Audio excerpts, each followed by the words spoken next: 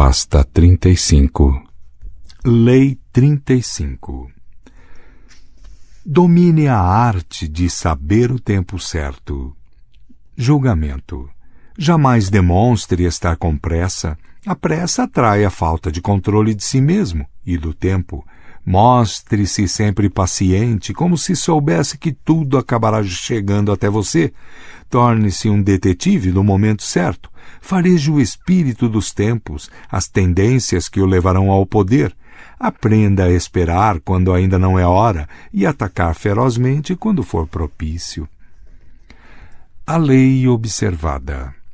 Começando a vida como um inexpressivo professor de seminário francês, Joseph Fouché vagou de cidade em cidade durante a maior parte da década de 1780, ensinando matemática a meninos.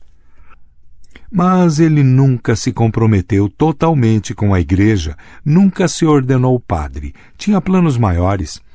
Esperando pacientemente a sua chance, ele manteve suas opções em aberto, e quando estourou a Revolução Francesa, em 1789, Fouché não esperou mais, livrou-se da batina, deixou crescer os cabelos e se tornou um revolucionário, pois esse era o espírito da época. Perder o barco neste momento crítico significaria o desastre. Fouché não perdeu o barco. Fazendo amizade com o líder revolucionário Robespierre, ele rapidamente ascendeu nas fileiras rebeldes. Em 1792, a cidade de Nantes elegeu Fouché como seu representante na Convenção Nacional, criada naquele ano para estruturar uma nova Constituição para uma república francesa. Quando Fouché chegou a Paris para assumir a sua cadeira na convenção, havia-se aberto uma violenta brecha entre os moderados e os radicais jacobinos. Fouché percebeu que a longo prazo nenhum dos dois lados sairia vitorioso. O poder raramente termina nas mãos dos que iniciam uma revolução, ou mesmo daqueles que a incentivam. O poder fica com quem a conduz a um desfecho. Era desse lado que Fouché queria estar. O seu senso de oportunidade era fantástico. Ele começou como um moderado, pois os moderados eram a maioria. Na hora de decidir quanto executar ou não Luís XVI, entretanto, ele viu que o povo clamava pela cabeça do rei e deu o voto decisivo a favor da guilhotina. Agora ele tinha se tornado um radical. Conforme aumentavam as tensões em Paris, ele previu o risco de se associar demais a uma só facção e aceitou um posto na província onde poderia passar despercebido por uns tempos. Meses depois foi nomeado para o posto de procônsul em Lyon, onde supervisionou a execução de dezenas de aristocratas. Num determinado momento, entretanto, ele não quis mais saber de matanças, percebendo que o estado de espírito do país estava mudando, e apesar das mãos sujas de sangue, os cidadãos de Lyon o saudaram como um salvador de uma situação que ficou conhecida como o terror. Até então, Fouché tinha jogado suas cartas com brilhantismo, mas em 1794, seu velho amigo Robespierre o chamou novamente a Paris para responder por suas ações em Lyons. Robespierre tinha sido a mola propulsora do terror, havia feito rolar cabeças de esquerda e de direita, e a de Fouché, em que ele não confiava mais, parecia ser a próxima. Durante as semanas seguintes, a luta foi tensa. Enquanto Robespierre queixava-se abertamente de Fouché, acusando-o de ambições perigosas e pedindo a sua prisão, o ardiloso Fouché agia mais indiretamente, conquistando de manso o apoio daqueles que já estavam se cansando do controle ditatorial de Robespierre. Fouché estava dando tempo ao tempo. Ele sabia que quanto mais tempo se conseguisse continuar vivo, mais cidadãos insatisfeitos ele poderia unir contra Robespierre. Ele precisava de amplo apoio antes de agir contra o poderoso líder, e ele o obteve entre os moderados e os jacobinos, jogando com o medo que todos tinham de Robespierre, medo de serem os próximos a ir para a guilhotina. Isso se consumou no dia 27 de julho. A convenção se virou contra Robespierre, interrompendo seu longo discurso de sempre. Ele foi logo preso e, dias depois, a cabeça de Robespierre, e não a de Fouché, é que foi parar no cesto. Ao retornar à convenção, depois da morte de Robespierre, Fouché fez a sua jogada mais inesperada. Tendo liderado a conspiração contra Robespierre, esperava-se que ele se sentasse ao lado dos moderados. Mas vejam só, ele mais uma vez mudou de lado, juntando-se à minoria. Ele percebeu nitidamente que haveria uma reação. Ele sabia que a facção moderada que tinha executado Robespierre e estava agora para assumir o poder iniciaria uma nova rodada de terror, desta vez contra os radicais, ficando do lado dos jacobinos. Portanto, Fouché estava do lado dos futuros mártires, das pessoas que não seriam acusadas das perturbações que viriam a seguir. Juntar-se com o time que estava prestes a perder era um lance arriscado, é claro, mas Fouché deve ter calculado que conservaria sua cabeça o tempo suficiente para agitar com calma o populacho contra os moderados e vê-los perder o poder. E, na verdade, embora os moderados pedissem a sua prisão em dezembro de 1795 e o teriam mandado para a guilhotina, já se passara muito tempo. As execuções tinham perdido a popularidade e Fouché sobreviveu ao oscilar do pêndulo mais uma vez. Instalou-se um novo governo, o Diretório. Não era um governo jacobino, entretanto, e sim moderado, mais moderado do que o governo que havia imposto novamente o terror. Fouché, o radical, tinha conservado a sua cabeça, mas agora precisava se manter discreto. Ele esperou paciente no desvio durante vários anos, deixando que o tempo abrandasse qualquer rancor contra ele. Depois, se aproximou do diretório e convenceu-os de que tinha uma nova paixão, colher informações secretas. Virou espião pago pelo governo, fez um trabalho excelente e em 1799 foi recompensado com o cargo de ministro da polícia. Agora não só ele tinha autoridade, como exigia que o seu serviço de espionagem se estendesse por toda a França. Responsabilidade que reforçaria enormemente a sua natural habilidade para farejar para onde o vento estava soprando. Uma das primeiras tendências sociais que ele detectou, de fato, surgiu na pessoa de Napoleão, um jovem general atrevido cujo destino ele viu logo estar associado ao futuro da França.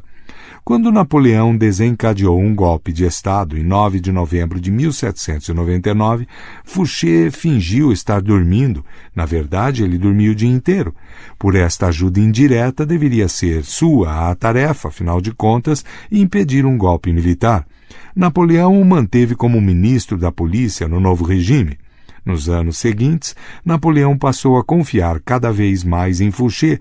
Deu até a esse ex-revolucionário um título, Duque de Otranto, e o recompensou com uma grande fortuna.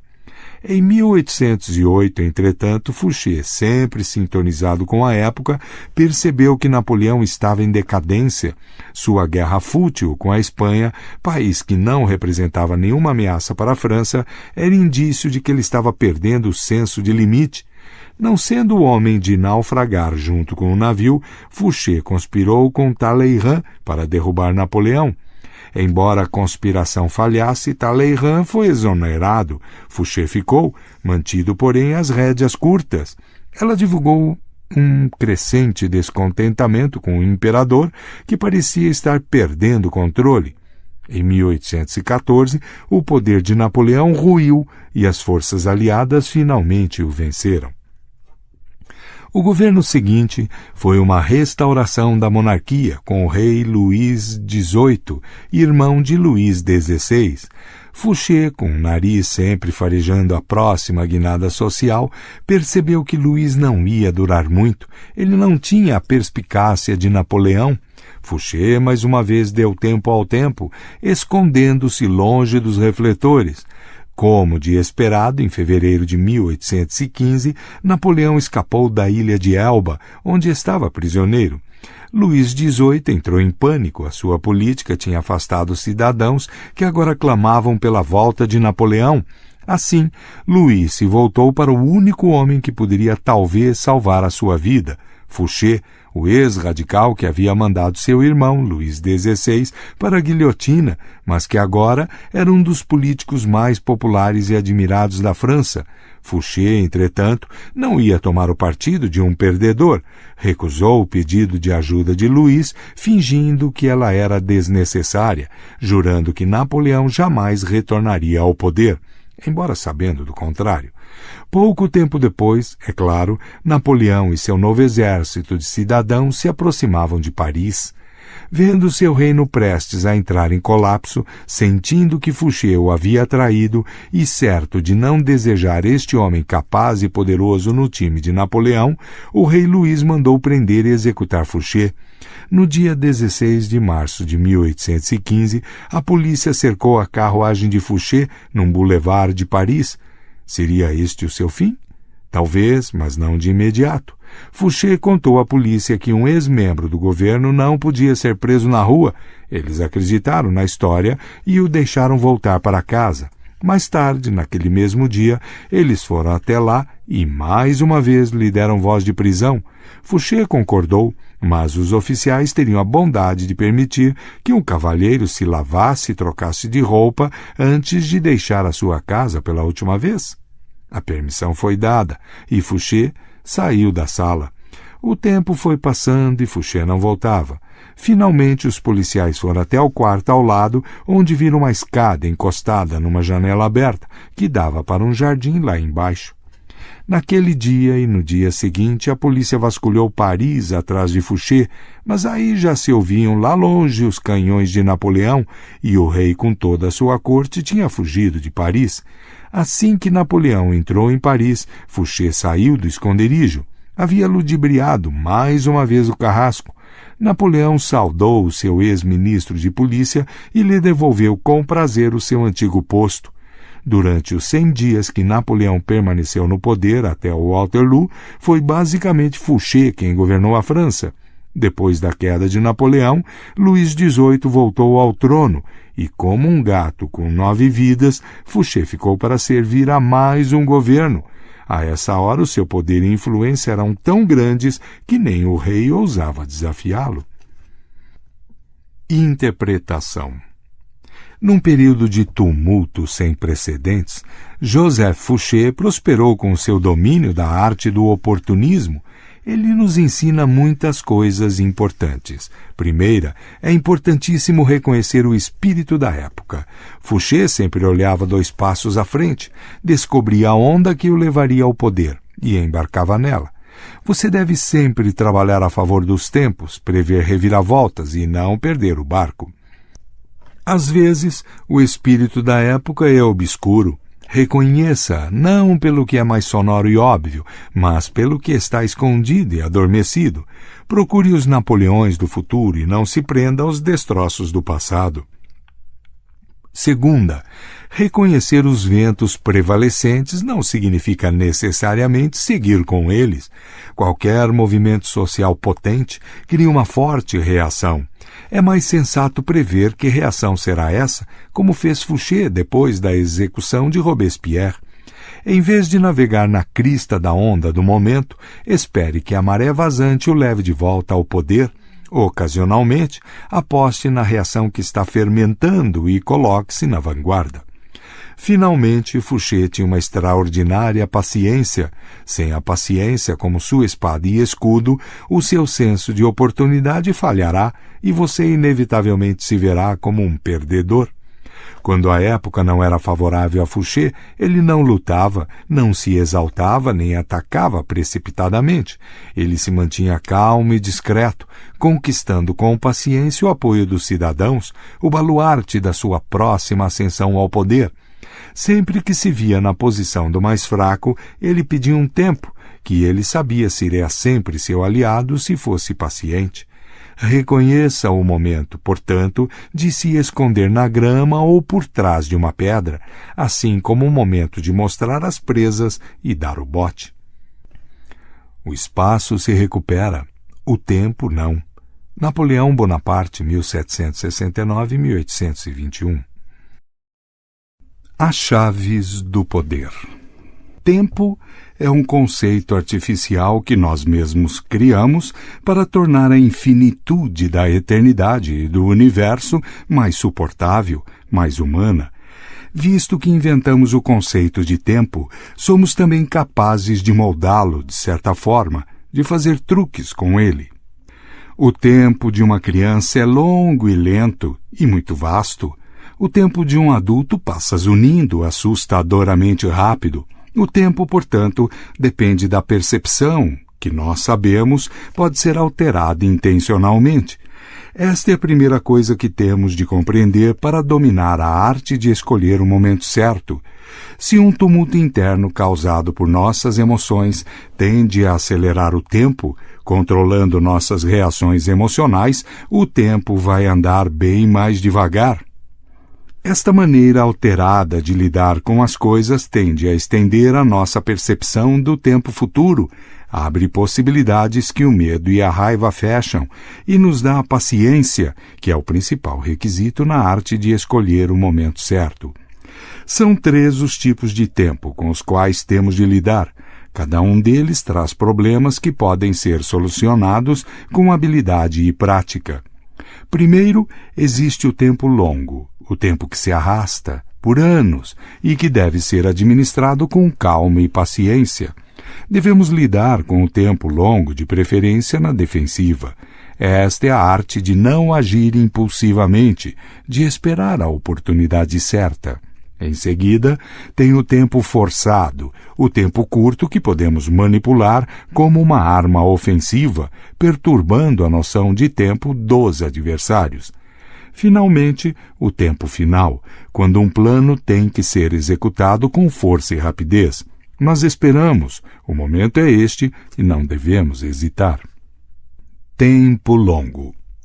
O famoso pintor do século XVII da dinastia Ming, Zhou Yong, conta uma história que mudou seu comportamento para sempre. Numa tarde de inverno, ele foi visitar uma cidade que ficava do outro lado do rio, levava alguns livros e documentos importantes e tinha contratado um menino para ajudá-lo. Quando a balsa estava se aproximando da outra margem do rio, Zhou Yong perguntou ao barqueiro se teriam tempo de chegar à cidade antes que os portões se fechassem, visto que estavam a 1,5 km de distância e anoitecia. O barqueiro olhou para o menino e para o pacote mal amarrado com os livros e documentos. Sim, ele respondeu, se não se apressarem. Mas quando eles começaram a caminhar, o sol já estava se pondo. Temendo ficar preso do lado de fora da cidade, à mercê dos bandidos da região, Zhou e o menino apertaram o passo, disparando finalmente numa corrida. De repente, o barbante que segurava os documentos se rompeu e os papéis se espalharam pelo chão. Os dois levaram alguns minutos para refazer o pacote e, quando chegaram aos portões da cidade, já era tarde. Quando você se apressa por medo ou impaciência, cria uma série de problemas que exigem conserto e acaba levando muito mais tempo do que se tivesse ido com calma. Os apressados podem ocasionalmente chegar mais rápido, mas os papéis se espalham voando por todos os cantos, novos perigos surgem e eles se veem em constantes crises, consertando problemas criados por eles mesmos. Às vezes, não agir diante do perigo é a melhor coisa a fazer. Você espera, deliberadamente se acalma. Com o passar do tempo, acabam se apresentando oportunidades que você nem imaginou serem possíveis. A espera envolve controle, não só das suas emoções, como das emoções dos seus colegas, que, ao confundir ação com poder, podem tentar forçá-lo a agir precipitadamente. Nos seus rivais, por outro lado, você pode incentivar este mesmo erro. Se você os deixa mergulhar de cabeça nos problemas, enquanto fica para trás e espera, em breve descobrirá o momento certo de intervir e recolher os pedaços que sobraram. Esta política sensata foi a principal estratégia do grande imperador do Japão do início do século XVII, Tokugawa Ieyasu, quando seu antecessor, o voluntarioso Hideyoshi, a quem ele servira como general, ensaiou uma invasão precipitada da Coreia, e Ieyasu não se envolveu. Ele sabia que a invasão seria um desastre e que levaria à queda de Hideyoshi. Melhor esperar pacientemente no desvio, mesmo que por muitos anos, e depois estar em posição de se apossar do poder quando chegar a hora. Exatamente o que fez Ieyasu, com grande perícia. Você não retarda o tempo para viver mais, ou para sentir mais prazer naquele momento, mas para jogar melhor o jogo do poder. Primeiro, se a sua mente não está embaralhada por constantes emergências, você vê mais longe no futuro. Segundo, você será capaz de resistir às iscas que as pessoas acenam na sua frente e não se permitirá ser mais um tolo impaciente. Terceiro, você terá mais espaço para ser flexível. As oportunidades inesperadas que você teria perdido forçando o passo surgirão inevitavelmente. Quarto, você não passa de um negócio a outro sem antes completar o primeiro. Construir as bases do seu poder pode levar anos. Certifique-se de que elas sejam firmes. Não seja fogo de palha. O sucesso conquistado com calma e segurança é o único que perdura. Finalmente, retardando o tempo, você tem uma perspectiva da época em que está vivendo. Você se distancia e fica numa posição menos carregada emocionalmente para ver as coisas se formando no futuro. Os apressados quase sempre se enganam, confundindo fenômenos superficiais com tendências reais, vendo apenas o que querem ver. Seria muito melhor ver o que está acontecendo de verdade, mesmo que seja desagradável ou torne a sua tarefa mais difícil. Tempo forçado. Aqui o truque é perturbar o senso de oportunidade dos outros, fazê-los correr, fazê-los esperar, fazê-los desistir do próprio ritmo, distorcer a sua percepção de tempo, perturbando a noção de tempo do seu adversário. Enquanto você permanece paciente, você conquista um tempo para si mesmo, o que é metade do jogo. Em 1473, o grande sultão turco Mehmed, o Conquistador, propôs negociações com a Hungria para terminar a guerra intermitente que vinha se arrastando entre os dois países há anos. Quando o emissário húngaro chegou à Turquia para iniciar os diálogos, os oficiais turcos se desculparam humildemente. Mehmed tinha acabado de deixar Istambul, a capital, para combater o seu inimigo de longo tempo, o Zum Hassan, mas ele queria muito a paz com a Hungria e pedira que o emissário fosse encontrá-lo no fronte. Quando o emissário chegou ao local da batalha, Mehmed já tinha ido embora, para leste, atrás do seu veloz inimigo. Isto aconteceu várias vezes. Sempre que o emissário parava, os turcos o enchiam de presentes e ofereciam banquetes em sua homenagem, cerimônias agradáveis, porém demoradas. Finalmente, Mehmed derrotou o Zum e se encontrou com o emissário. Mas seus termos de paz com a Hungria eram excessivamente severos. Depois de alguns dias, as negociações terminaram e o jogo continuou empatado.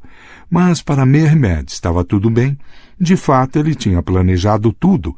Ao armar a sua campanha contra o Zum, ele vira que, desviando seus exércitos para o leste, deixaria vulnerável o flanco oeste, para que a Hungria não se aproveitasse da sua fraqueza e da sua preocupação com outras coisas. Ele primeiro iludiu o inimigo com a possibilidade de paz, depois o fez esperar, tudo nos seus próprios termos. Fazer os outros esperar é um jeito ótimo de forçar o tempo, desde que não descubram o que você está pretendendo. Você controla o relógio, eles ficam no limbo e rapidamente se desconcertam, abrindo oportunidades para você atacar. O efeito oposto é igualmente eficaz. Você faz os seus adversários se apressarem. Inicie as negociações lentamente, depois de repente pressione, fazendo-os sentir que tudo está acontecendo de uma só vez. Quem não tem tempo para pensar, cometerá erros, portanto, defina por eles os prazos finais. Esta era a técnica que Maquiavel admirava em César Borgia, que, de repente, durante as negociações, exigia veemente uma decisão, perturbando a noção de tempo e a paciência do seu adversário. Pois quem ousaria fazer César esperar? Joseph Duvain, o famoso marchand, sabia que dando um prazo final para um comprador indeciso como John Rockefeller, o quadro tinha que sair do país, outro magnata estava interessado também, o cliente compraria na hora. Freud percebeu que os pacientes que passavam anos fazendo psicanálise, sem mostrar melhoras, recuperavam-se milagrosamente assim que ele fixava uma data para o término da terapia. Jacques Lacan, o famoso psicanalista francês, tinha uma variação para esta tática. Às vezes terminava os costumeiros 60 minutos de sessão em 10, sem avisar. O paciente acabava percebendo depois que isso se repetia várias vezes, que era melhor aproveitar ao máximo o seu tempo em vez de ficar falando de coisas sem importância. O prazo final, portanto, é uma ferramenta poderosa. Feche as perspectivas da indecisão e force as pessoas a se resolver. Não aceite os termos excruciantes do jogo delas. Não lhes dê tempo. Mágicos e artistas de espetáculos de variedades são especialistas em forçar o tempo. Houdini era capaz de se livrar das algemas em questão de minutos, mas esticava o espetáculo até 1 hora, fazendo a plateia suar, quando o relógio parecia parar. Os mágicos sempre souberam que a melhor maneira de alterar a nossa percepção do tempo é diminuir o ritmo. O suspense cria uma pausa assustadora no tempo. Quanto mais lentos os gestos do mágico, mais fácil é criar a ilusão de velocidade, fazendo as pessoas pensarem que o coelho apareceu instantaneamente. O grande mágico do século XIX, Jean-Eugène Robert Houdini, notou explicitamente este efeito. Quanto mais lentamente se conta uma história, disse ele, mais curta ela parece. Indo mais devagar, você torna o que está fazendo mais interessante. A plateia cede ao seu ritmo, fica extasiada. É um estado em que o tempo passa deliciosamente zunindo. Você deve praticar essas ilusões que fazem parte do poder do hipnotizador de alterar as percepções do tempo. Tempo final. Você pode ter o maior talento para o jogo, esperar pacientemente pelo momento certo de agir, tirar o adversário de forma confundindo o tempo dele, mas isso não vai adiantar nada se você não souber terminar.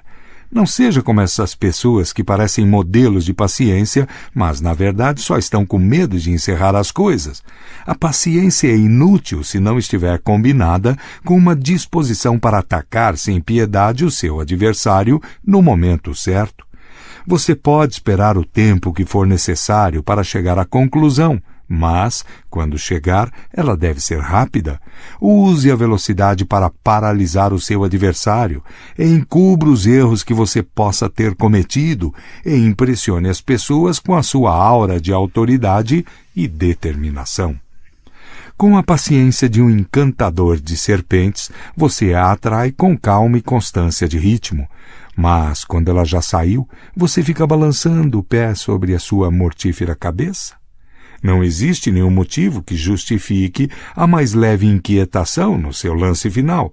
Seu domínio do tempo na realidade só pode ser julgado pela forma como você usa o tempo final, como você muda rapidamente de ritmo e encerra com um movimento rápido e definitivo.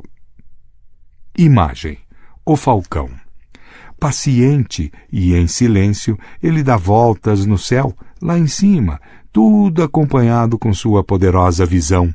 Quem está embaixo não percebe que está sendo seguido. De repente, no momento certo, o falcão ataca violentamente, com uma rapidez contra a qual não há defesa. Antes que a presa perceba, as garras da ave já a transportaram para o céu. A autoridade. Existe uma maré nos assuntos humanos que, aproveitando-se o fluxo, leva à fortuna. Omitida toda a viagem de suas vidas, está destinada a dar em bancos de areia e misérias. Júlio César, William Shakespeare, 1564-1616. O inverso. Não se obtém poder afrouxando as rédeas e adaptando-se ao que vier com o tempo.